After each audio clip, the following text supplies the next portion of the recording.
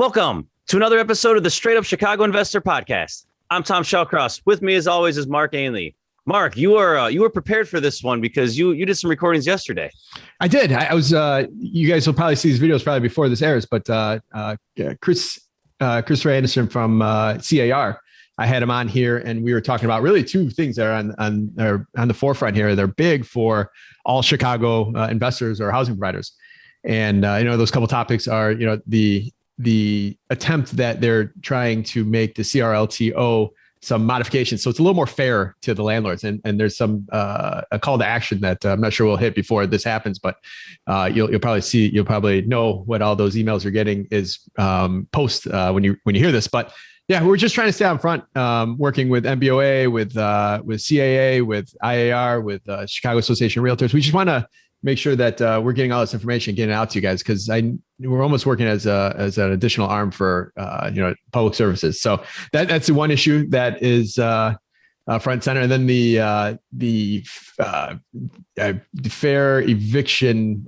ordinance, just eviction ordinance, I'm sorry, is another thing that's on the block to be discussed here in the next few months that we all have to make sure that we're part of that discussion. Yeah, educate yourself, understand what's going on, and then get involved. Like this is like this is one of the biggest variables that will affect your investments. So understand the playing field and what you can do to help. Yeah, and there's a lot. I mean, between everyone I just said, like there's a lot of people that are all seem like just in this last year have really started teaming up and working together versus kind of working on their own agenda, which is I think is a huge benefit.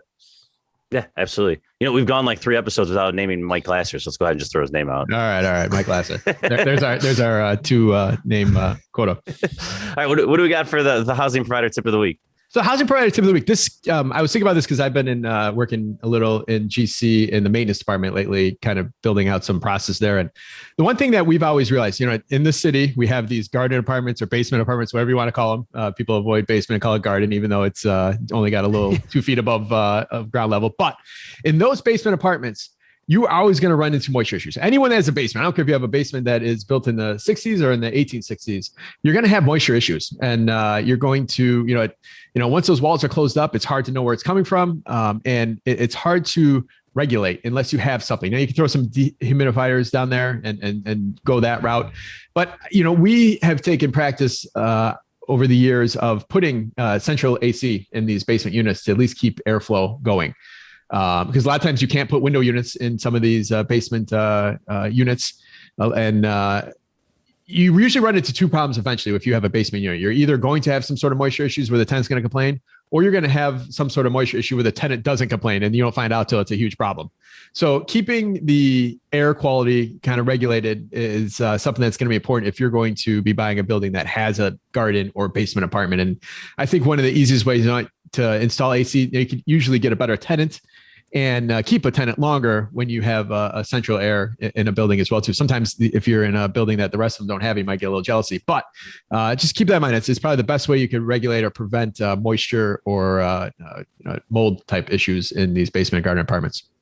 Good stuff. So today's show, I'm pretty excited. We have our guest is President and CEO of Community Investment Corporation, CIC. So this is our second episode that we've had with CIC. We had Jack Crane back, episode 45, who's always an entertaining fellow. And today's guest is the source of loans for rehabilitation for multifamily residential buildings in the Chicago area. That's really what CIC does. They've been around since 1984. We talked a lot about their history in the episode with Jack. So if you guys want to hear more about the history, reference that episode 45. But our guest served as the director of a preservation compact, which is a collaborative dedicated to preserving affordable rental housing. We're going to talk about affordable housing today and really what the definition is. She's led a number of joint policy efforts, including driving property tax relief for affordable housing that got signed into law this year. We'll talk more about that. She's played a key role in coordinating federal rental relief with state and local programs to keep these families in houses and landlords getting paid so their mortgages get paid. So she's been addressing the needs identified by her policy work, and she's developed innovative financing programs to support investment and rehab of distressed 1 to 4 unit buildings over time. Prior to her working at CIC and the compact, she consulted with the MacArthur Foundation in developing the preservation compact. and she was assistant to the mayor on affordable housing in the city of Chicago. So we got some behind the scenes information. Maybe we'll get today too. So, she's completed her undergraduate at Northwestern and received her master's from Harris School at University of Chicago. We're really excited to have Stacie Young here on the show today. Stacie, I rambled on a little bit. Did I cover everything, or is there anything I left off? No, it's great. It's great. I'd be happy to talk about any one of those things that you just mentioned. Awesome. So let's start this off where, we hear the words, it's in the headlines a lot, the affordable housing. If you're in the suburbs, you're in the city, I think it's something that's almost on the in the news across the country. But like, what is affordable housing? In my mind, it's like, all right, if rent's under $1,000, it's affordable. Like that. Like, what is truly affordable housing from the stance of where you guys are fighting all these battles? So affordable housing has so many different definitions, and what really matters is people's perception of what it is. As you say, it's very confusing. There's an official definition, but when I think about affordable housing, I think about what anyone can afford. So if you earn $100,000 a year, you shouldn't be paying more than 30% of your income on housing. If you earn $20,000 a year, you shouldn't be paying more than 30% of your income on housing. That's a general definition. The federal government has some very specific definitions, and so they talk about area median incomes, and they're looking at averages of median income. That's what that is. And then they look at rents that people can afford at these different incomes, and they look at how much you can afford depending on your income. That's the official definition. Here in Chicago, there are just some markets that are more affordable than others. Not every unit has to abide by a federal government standard, but certainly in Chicago, we have some neighborhoods where the values are lower and then the rents are lower. So there's sort of official definitions and then unofficial definitions. Gotcha.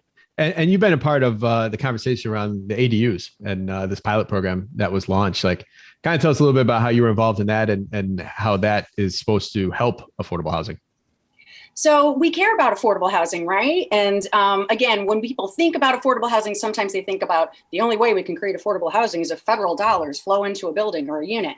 When really, it's you all, your listeners, who are out there doing the hard work every day of creating affordable housing, investing in affordable housing. What we found looking across the country is a lot of these new policies have been sprouting up. The way I think about ADUs and why it matters for affordable housing is that basement unit typically has a lower rent. So again, this isn't an official federal government definition, but certainly you can't get as much rent for that basement unit as those upper units, right? And so the more we can encourage owners to fix up and create these basement units, those rents will naturally be more affordable, and the government doesn't have to pay for it. It's a very efficient way of encouraging investment and creating units that will be naturally more affordable than those other buildings, other units up on top. So the city of Chicago recognized this. There were a bunch of meetings that took place to inform that policy. At the end of the day, instead of coming up with a big policy for the whole city, they created a pilot for a lot of different little areas across the city. Primarily, if you're in one of those areas, they are trying to make it easier for you to create these basement units by taking out that that zoning piece, by not making you go to your alderman and deal with the fact that you can't provide parking, et cetera. What they're saying in these pilot zones is you can just create that basement unit. Your obligation is to keep every other unit, 50% of your units, depending on how many you create, keep them affordable. What that means is keep those units at or above, think about $1,200, $1,300 per unit. But again, your first unit doesn't have any requirement. Your second unit will have that requirement if you're in a pilot area and you're creating those basement units. Why I'm not sure if you know the answer, or if I'll take an opinion as well too. Why do you think the city has made it so difficult in the past? I've been through that zoning process and sending notice to everybody, and $10,000 in attorney fees later, and 6 months later, I got denied for making that basement unit legal. Like, why do you think there's been so many hoops to jump through in the past? Why do you think this hasn't been a more user-friendly system inside the city in the past? It's a great question. I think a lot of that has to do with density and parking. So it depends on the neighborhood you live in, right? And if there's, so many multifamily units already, The city doesn't like the idea of creating more density, adding more units and families without also adding more parking. So that parking requirement is kind of related to a concern about density. And this is from a million years ago. This is not anything new, I don't think. And so the idea is, if you're going to create more units, you have to create the parking. I don't think that policy contemplated adding a couple of basement units, right? It's not going to be some scale where you're going to need a new school and you're going to need, a parking structure to accommodate this. So I think that in the past, the reason they had that rule in place was kind of for a larger scale issue. And so for this, they call this gentle density across the country, which is gentle density. And so they're trying to make it a little bit easier for this little bit of extra investment. That, again, to me is so wonderful that you're going to get private investment to create more affordable units. I'll tie this together. MacArthur, Preservation Pact, how has that worked with the city or to just create more affordable housing? What's your mission been there when you're involved in those groups? Just so we kind of have a historical reference of where you've came from and where affordable housing is trying to go. So the Preservation Compact, the purpose was to focus like a laser on preserving affordable rental. There are a lot of existing buildings. Some of them have government subsidy. Most of them do not. A lot of existing buildings that have more affordable rents out in the neighborhoods that had been kind of overlooked in the past. The government dollars typically are targeted to new construction, and that's really exciting and it gets lots of attention. There isn't a lot of attention on these existing buildings and the need to invest in those. So the Preservation Compact was created to bring everybody to the table. The nonprofits, the grassroots, the for-profit developers, and the government, and that includes the city, the state, the Chicago Housing Authority, Cook County, the federal government, bring them all together to think about, as a one-stop shop, what are ways that we can preserve the existing buildings that we have? Because if we lose those buildings, it's 10 times more expensive, literally, to build a new rental unit than it is to preserve a unit that we have. One of the big outcomes of these discussions is how important that we call it naturally occurring affordable housing, that unsubsidized rental housing does not receive federal subsidy, but is affordable because it is located in neighborhoods where the values are lower. A lot of those owners are not part of the policy conversations. And so what the Preservation Compact has done is bring this entire new angle of the discussion by bringing private owners to the table who typically weren't part of affordable housing discussions. So the notion was, what do we need to do? We need operating costs are too expensive, energy efficiency tools. Property taxes are too expensive, property tax relief. What other strategies can we use? How about basement units? Should we be paying more attention to some types of buildings that have been overlooked in the past, like two flats? So a lot of these discussions are coming up from a very diverse group of constituents.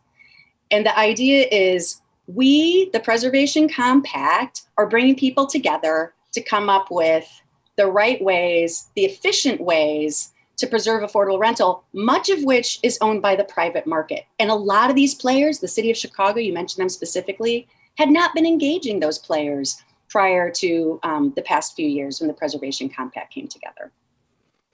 Stacie, that's great stuff. Can you share just some actual dollar amounts or actual stats from the Preservation Compact? Because you go on the website, it's pretty impressive, just like the amount of loan programs, the amount of investment opportunity, et cetera.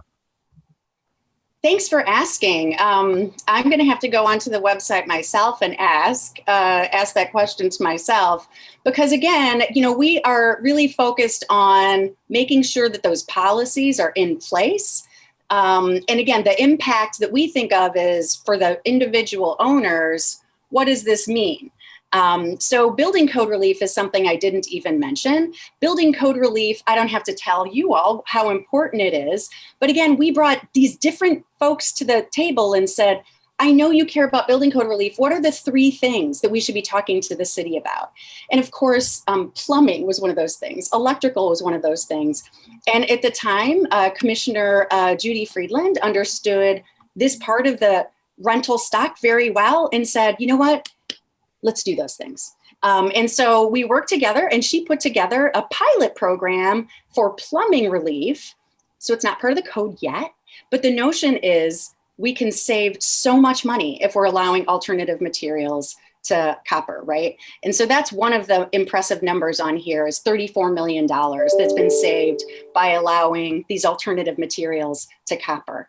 Another one is the energy savings. Energy savings, thanks to, again, lots of resources from the utilities, financing from CIC, owners can save 25 to 30% on their energy bills. Coordinating the property tax incentive proposal, which I'm happy to talk about later, that is going to save, I can't even say, untold amounts of money to not just incentivize affordable units, but to save owners real money and incentivize investment. So thank you for asking about that. I generally am thinking about the policies and what we need to do to push them through, but the impact, once you look at it, is also notable. It's impressive. And I guess real quick, if I'm a listener saying, wow, that's great, I would love to get involved, I would love to know more, go ahead and plug, like, where should they go? Where should they learn more about this? How can they become involved? How can they get involved? Great question, too. So the Preservation Compact's website is preservationcompact.org. So learn about the different issues that we're working on. We're happy to help access any of the resources that are up there, but we are always looking for people to engage, to talk about issues, to identify issues. A lot of the time, as I said before, the government agencies, they barely know about the private market owners, right? The Emergency Rental Assistance Program, again, happy to talk about that later. We worked very hard with the NBOA to make sure that the NBOA folks were part of these discussions. The national discussion, same thing. How do we make sure that private owners are explaining their situation? Because they actually do own most of the affordable rental. So definitely look at the website, see what we've got going on. And then you can call CIC, you can call me, you can call Emily Bloom Carlin or Noelle Gilbreth, who are the staff people, and you can find their information on the website. Well, I think our goal is to get Judith Freeland on here to talk about some of that as well, too. We had an introduction a few weeks ago. So looking forward to that and what she'll bring and tie into this conversation. But I think, Stacie, one thing that we should take away from the show afterwards is connecting your context with a lot of the information you just rattled off. Nobody has any clue about. Nothing negative towards the programs, but just the everyday investor that's looking to build a small portfolio. Our listeners are not aware of these things. And you know, they have these 15, 20, maybe a couple more than that, real estate investment groups that, you know, meet monthly and all that. We got to get those people on the circuits. They invite yahoos like me and Tom to go talk at these groups. Like we're nothing compared to the information that this information could spread if we get them. And it just ends up being a thing of us just making the introductions to get the right people to get in front of the right people. And that's why I think if anything comes away from this episode, I think that would be a huge win right there. Absolutely. Absolutely. And I think it sort of goes both ways. I think the government folks are like, holy cow, this is who's providing our housing. These are the issues that affect them. We have to be careful with our policies to make sure we're not having an adverse impact, which doesn't say, you said at the top of the call, you know, there's some worrisome policies that are out there. I do think that the city is aware of the impacts. And so when those policies come out that have adverse impacts, NBOA, and you all are smart for coming back and saying, okay, you're kind of hurting us with this one. Can you talk to us about this one? And I feel like they're open to those discussions in a way they weren't in the past because they're hearing from you directly. Yes. Huge. So, all right. You brought up emergency rental assistance. You know, I'd love to hear what you know about that, but also the question I get asked all the time is like, how long is this going to go on for? I keep hearing new tranches and like, this might be an opinion question, but I've heard things can go on for the next couple of years as far as emergency rental assistance. I mean, give us kind of a lowdown of what you know that our listeners want to know.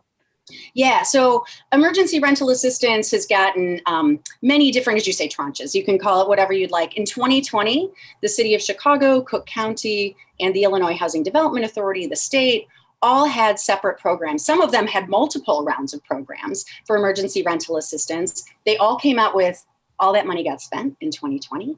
They came out with new programs that they launched in May and June of this year. All of that money is currently being doled out. A lot of it has already been doled out. And I will do a plug for the state of Illinois in particular for a few weeks there, I believe our state was deploying more money than any other state in the country. A lot of these programs across the country have had trouble getting their money out for different reasons. It's not necessarily the government's problem. It is the government's problem, I should say. But it is a difficult thing to come up with a brand new program to serve a brand new group of people. I keep saying the private owners are not constituents that the government has ever served before. This is not, they are accustomed to a nonprofit or for-profit subsidized developer. So they had to create a gigantic new program to serve a constituency they barely know and to try to do it effectively. So again, right now, a lot of that 2021 money is still going out the door, has not arrived yet. I will also say the 2021 round really addressed some of the problems that came up in the 2020 round because the governments were listening. When that 2021 money is out, there is new money from the legislation that was signed this March at the federal level by President Biden that is going to be going out this fall. And again, the timeline is a little longer for that. It does have a couple of years to go out the door.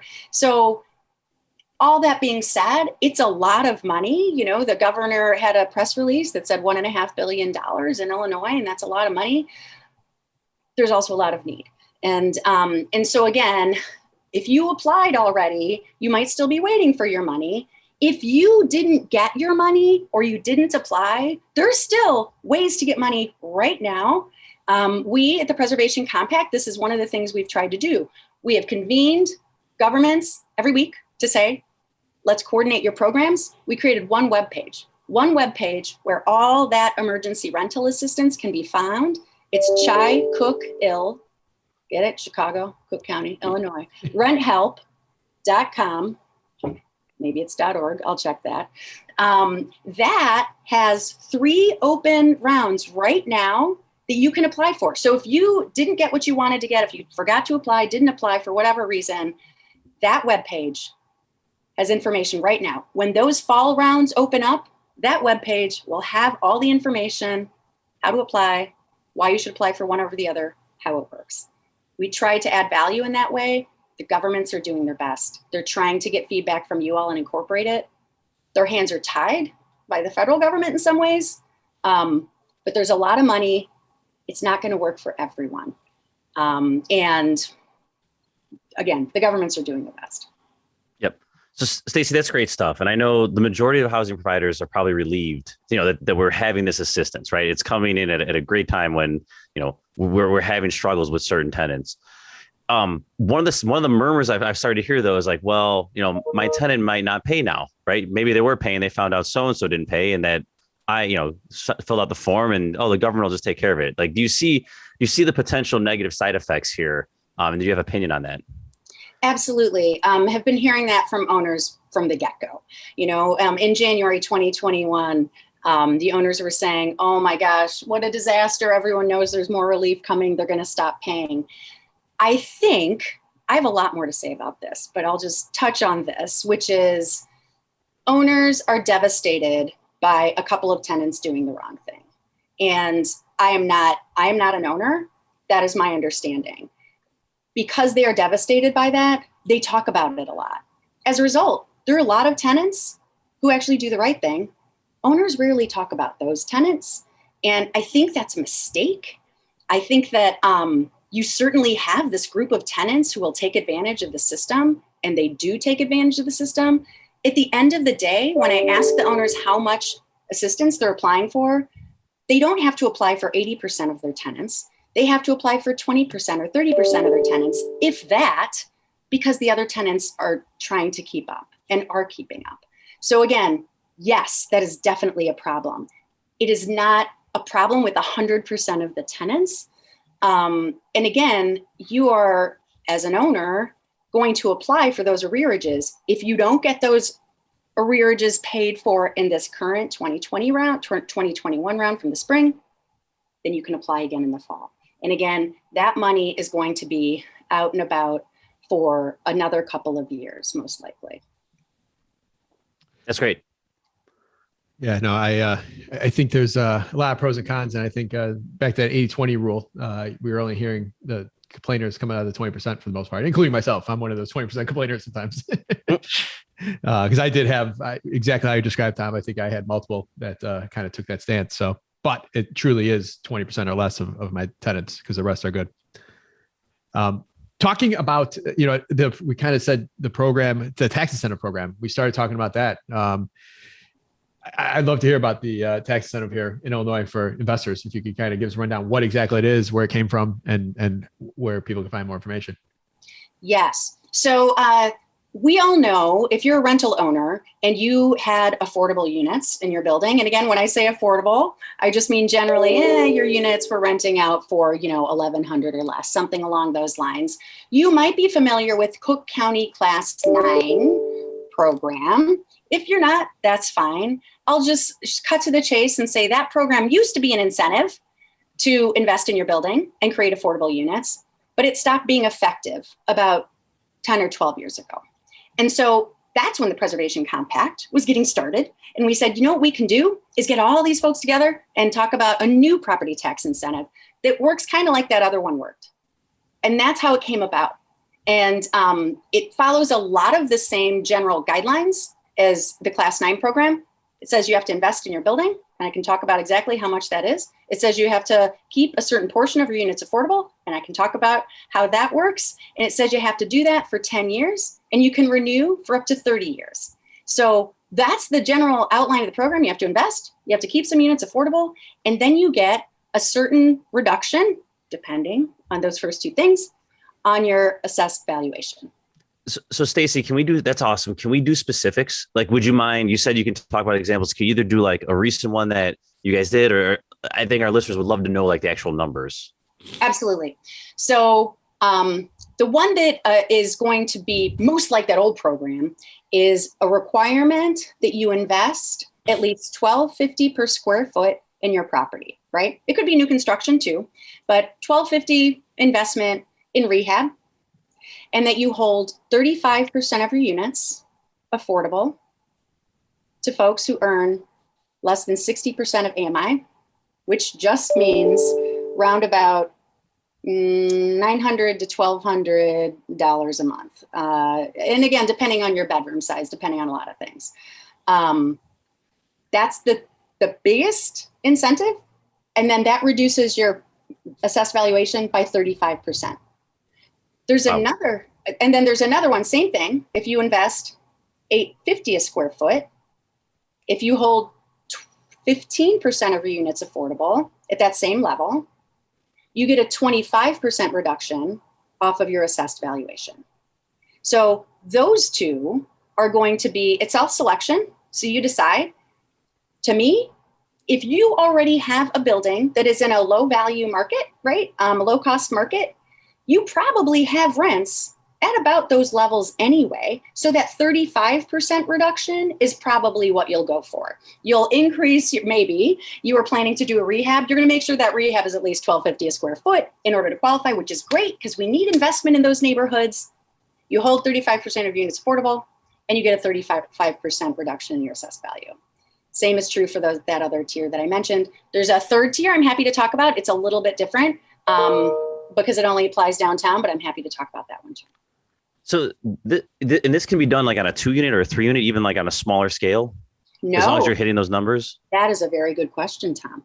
No, it has to be 7 units or more, but I will say this. If you got a 6 flat and you're going to invest in a basement unit and you're creating a 7 flat, which now qualifies, that counts. So again, a straight 6 flat, unfortunately, according to the assessor's office, because the way they classify properties, will not be eligible. But if you invest in that basement unit to create a 7-unit property, then it does qualify. So again, 7 units and above. Got it. Yeah, I mean, and $1,250 a square foot, that's not. Think about if a normal apartment unit's 800 square feet or whatever, that's like 10 grand, right? Like it's 10 grand a door. It's not like this huge investment. Right. You're like, a lot of us are probably doing that anyways, I guess is the point I'm trying to make. Is that price per square foot rehab, does that include exterior? Like if you're going to put a $40,000 roof on a 6 flat? Yes. Very important question. So it must include at least 2 systems. Those systems can include everything you just mentioned, right? Roof, HVAC, plumbing, electrical. Marble countertops don't count. But any of those, any systems, energy efficiency is considered a system. Accessibility, making your units accessible, counts as an investment. So that's absolutely right. You don't have to do a gut rehab to qualify. The point is that stock, especially in those lower value markets, needs investment. We want to incentivize that. Awesome. I never knew about that. I know. I got a bunch of clients that I know could probably benefit from that as well too. So I'm gonna. One last question to just drill it home. Let's say one of our listeners is listening, like, "Oh, I didn't know about this." Is there any? If you've already done the rehab, is it, "Hey, on to the next one"? Great. You missed the boat. Varied. Tom, thinking all the time. There is a look back, and this is because that old program did not have a look back. So if you've done that rehab and you've got your building permits to show for it, this looks back, I believe, 4 or 5 years. So it's quite generous look back. That being said, you do not get the relief for those past years, right? So for instance, if you're looking at that 10-year horizon and you did your work 3 years ago, now you get 7 years of relief that can be renewed every 10 years, as long as you go to the Department of Buildings, get a clean bill of health in terms of inspections, and then you can renew it for another 10 years. And I don't want to leave out this lower tier, which is 15% affordability for a higher cost market. You may not want to artificially lower your rents on 35% of your units, but maybe you're okay with lowering your rents on 15% of your units, right? And so you don't get as much relief on that one. You get 25% relief, but that's still enough to offset in some of these markets, not in Lincoln Park, but maybe in Lincoln Square, Rogers Park, Albany Park, you're going to be able to reduce your rents on 15% of units and still get a 25% reduction on your assessed valuation. Yep. And where can we find, if I'm in Albany Park, I'm wherever, where can I find like that threshold of rent of where I need to be? Like, is there a website that just says in this zip code, you gotta be at 900 or whatever the number is? Yeah, so I will make sure that all of that is on our website. So we have a handy dandy table that shows these different tiers, exactly what you need to do to be eligible, how it works. And we will add links to those rent tables that you just mentioned, because that's an important thing to understand. Again, it's 60% of AMI, which translates to about, for a 2-bedroom, about $1,200. But it depends on who's paying heat and all these other things. But we will definitely get a link to that. It'll take me 10 minutes to describe where to find it. So we'll provide a link. All right. You got about 3 weeks before this airs. One more question on this. What about if the property sells? Is it transferable? There was reduced. Tell us about that. If it sells, or say I buy a property from somebody that just did a rehab, can I still apply for that even though the last guy put the money into it? So yes, my understanding. So your second question, I am not as clear about, because you would need to show those permits. You would need to show that work was done. So if you have a beautiful arrangement with that seller, good for you. Good. If you are selling the property after you got the relief, yes, that relief runs with the land. I do believe that owner needs to kind of understand how it works. Like I said, that reapplying every 10 years, right? Making sure that your building is up to snuff. That new owner has to be in compliance. Every year, you have to tell the assessor's office that indeed you're keeping your rents at the required level. So there's some compliance. It's not that hard. We're working at the assessor's office on it now to make sure that it makes sense. Awesome. All right, cool. On the show that we had with Jack, he went over some loan programs, but I know there's some other stuff that we didn't cover on the show or might be newer. Can you kind of give us a rundown? I think you guys have 3 newer programs. If you can kind of give us a rundown on that so people know what you guys have to offer there. We have some very exciting programs. I'm so glad you asked, Mark. One program that we worked on with the City of Chicago, as you know, has had a focus on the neighborhood of Woodlawn for a lot of different reasons. The Obama Presidential Center, some concerns about values and rents going up. And so we created a low-cost construction financing program. We call it the Woodlawn Construction Fund. It's available at 2.5%. So as you're, thinking about construction financing, that's a pretty doggone good deal. If you're going to access that financing, you can use CIC to do your perm loan. You can use anyone you'd like to do your perm loan, but you are required to keep 50% of your units affordable. And I'm sorry to say this again, because it's another set of rents at 80% of AMI. And those rent levels end up being round about 1,200 to 1,400, again, depending on your bedroom size. So that's a very nice program if you're planning on doing some work in Woodlawn. There's also a single family component if you're thinking of getting investing in a 1 to 4 and then selling it to an owner occupant. So that low cost financing is available both for multi and single. Awesome. I do have a lot if anyone's looking to buy a lot in Woodlawn or a joint venture. So let me know. What else you got? I think there's a couple more, right? Yeah. So we expanded a program that CIC had been running for a few years called the TIF Purchase Rehab Program. So as you know, there are many TIF districts across the city. There are always a few that we had a little bit of TIF money in to help meet an owner's investment in order to rehab a building that needed the rehab. The city has recently greatly expanded that program. So there are a lot more TIF districts that are eligible. Those TIF districts tend to correspond to the city's Invest Southwest program. If you guys have heard about that, those are corridors where they're really trying to get big investments for those commercial corridors. So those commercial corridors, if they have TIF districts, have been now included in our program.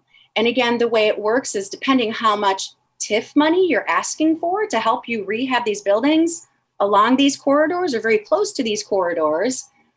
If you're asking for that money, we will underwrite you, and then you are required to keep some portion of those units affordable. Again, it's sliding scale depending on how much TIF money you get. But it's a very exciting expansion of a program, and we're really excited to be working with the city to complement and support their Invest Southwest program. So much out there, so many ways to take just be opportunistic about this. Stacie, what about agency debt opportunities? Because I know that's another big one for you guys. Absolutely. Yeah. So we have been diving into this, knowing that a lot of our borrowers are growing, and once they reach a certain level, they're looking for agency debt and they're going to other sources. So to the extent that folks like CIC, I mean, everyone loves CIC. What am I talking about? But to the extent that you appreciate CIC's service, high touch, we can be sometimes more speedy than some of these other groups, but CIC has definitely actually executed some of these agency deals and has been successful, and the borrowers are happy. And again, I believe we've done Freddie, and we are happy to look at anything that you've got out there because, again, we feel like we can provide that service that some of these other shops cannot. Gotcha. That's awesome. All right. I got one more question before we wrap. We have, a lot of our audience, a lot of people I deal with is people in their 20s and 30s looking to just kind of grow as individual into their career, into their real estate. Like CIC is like such a behind the scenes, like to what really is going to build and continue the city to be a great city. How do people get involved, or what would be your recommendation? If I was somebody that wanted to work more behind the scenes or start working or start learning more about MacArthur or Preservation Pact or how do you get involved, or what routes if someone wanted to do more like the long-term future growth of the city? How can people get involved more so in that? Right now the city actually has a very big effort around planning. This is very new. The city of Chicago typically has not engaged anyone beyond kind of a small group of insiders as they think about their plans and work moving forward. And they've tried to create, I believe, I am not personally involved in this, but I've certainly seen a lot of folks who are interested in it, and the city's been sending out a lot of information, but really kind of like small planning groups. There are a lot of, I would say there are a lot of ways to try to engage and get involved. You may bristle when I say this, but, sometimes the better aldermen actually care about what people have to say. And they might have advisory groups and so forth. I think there are a lot of ways to engage on a hyper local level without sort of, thinking, you don't have to think about big foundations or the federal government necessarily. get involved in your local groups. I mean, honestly, that is what makes a difference. I mean, when you think about city policy, that's who they're listening to. So I would say that's a good start. Definitely look at the careers section of the CIC website. I tell you what, we've got some great open positions. We'd love to have energetic, talented folks joining up with CIC. We've got a new, flexible work from home strategy that we're trying out, and it's a really great place to work, if I do say so myself. So that's definitely some ways to go. Also, depending on your investors, if they work in higher cost markets, CIC sometimes has a reputation for only working in those lower value markets, the low and moderate income markets. We do have a program called the Opportunity Investment Fund. It's low cost mezzanine debt targeted to higher cost markets. We just got flexibility to even go more to create more favorable terms for folks who want to do this. There's a requirement for affordability, but it's only 20% of the units. It pairs very nicely with that property tax incentive that I just mentioned. So for your folks, for those young folks you just mentioned, if those folks are in those higher cost markets, CIC is also trying to do some work in those higher cost markets and not just in the markets where we're typically active. Gotcha. I lied. One more question before we move to the wrap. But you've been part of CIC for over a decade now. You just took on this huge role here. I think it's just earlier this year.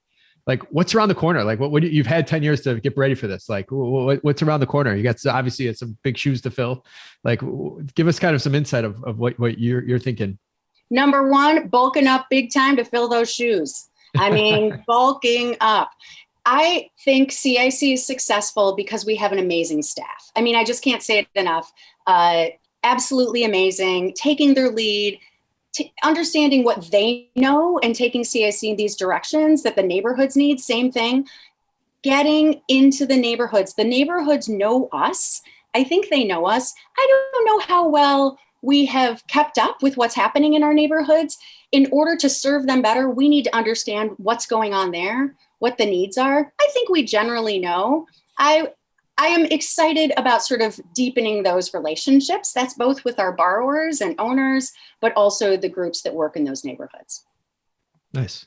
Good answer. Good answer. All right, let's move to the wrap up. So first question, along the lines where you just answered, but you have to give me a different answer. Like what's been CIC's competitive advantage? You know, you've been around since the 80s. Like, you guys continue to evolve, continue to grow, continue to extend your reach. Like, what's been your advantage? How have you guys been able to do it? I got to say, we know our markets. We know our markets. We know our borrowers. We know what makes sense, right? And so if there's someone who comes to us and says, hey, I'm a new borrower, all the community banks and big banks turn me down, will CIC lend to me? We will look. But if the answer is no, the answer is no. What we do is we say, here's what you need. You need to build up your savings account a little bit more. You need to take our property management training courses. So it is a very hands-on approach, a very borrower-focused approach, and a very neighborhood-focused approach. If someone comes to us with a dumb deal and they're like, hey, I just got a great deal. I can buy, a big South Shore 200-unit building for $140 a door. We might be like, you know what, maybe not a great call. Whereas another lender would say, does the appraisal support it? Great, let's do it.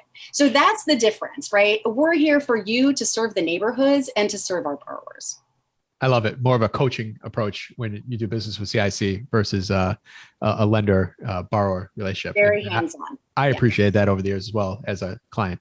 Yeah, it's all on the website, but we'll link to it as well. Like all the webinars, there's so many free resources from CIC. Like, leverage it, use it.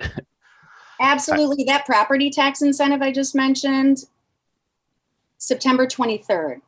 Not sure if this will air before then, but we do have a webinar for that. We'll put it on our Facebook group and all that. So, and we'll have it recorded. All right, perfect. We'll link to the link. So, Stacie, what's one piece of advice you would tell someone that is yet to buy their first property here in Chicago? Look around, make sure that you know that neighborhood. Make sure that this is a market you understand. Maybe you live there, maybe you didn't live there. Make sure you hang out there and you know what's going on, both in the on the blocks where you're buying, but also in the neighborhood itself. We don't want to have someone buying from a place they don't have any contact with that neighborhood and market. we love that our borrowers understand their neighborhoods. That's the best advice I could give. Awesome. What do you do for fun? I do a lot of stuff with my kids. I have 3 boys. So we're out and about quite a bit. We like riding bikes. We recently went kayaking. And I just love being outside. This is one great thing about, not many great things about COVID, but occasionally if I don't have meetings, I like sitting outside on my back porch. It's lovely. Nice. What's a good book, podcast, or self-development activity that you would recommend to our listeners? Self-development, I don't know much about, and you can ask my family, they can affirm that. A book I just read that I loved is The Splendid and the Vile by the same guy who wrote Devil in the White City. Right. Another book I just finished last night that I adored is Opal and Nev, which is about a couple of musicians and an amazing fiction book. It's sort of like a book within a book, and it's compelling. I love reading. Awesome. Devil in the White City. That's you, Mark. Yeah, I that one for a while. I didn't write it down when she said the same author. You saw me grab for the pen to write that down. All right. So besides yourself, name one person in your local network you'd highly recommend to other investors as a quality resource. So this is not a person, but a great resource. Again, coming back to the top of the call is the ADU website on the City of Chicago's webpage has a lot of information about the pilot program and about what you need to do to get started. Awesome. Stacie, thank you so much. You've provided a ton of value to our listeners. It's been one of the more informational episodes we've had. How can they learn more about you? And is there any way they can provide value to you? Definitely go to the CIC website. On the CIC website, you can link to the Preservation Compact website. And both of those websites have lots and lots of information. Like I said, we're always happy to hear from either potential borrowers, existing borrowers who want to plug in, because there are a lot of ways they can plug in. So check out our websites, preservationcompact.org. And the CIC website, which is, I don't know the website. I am so sorry. No worries, Jimmy. We'll edit that. We'll edit that out. Excellent.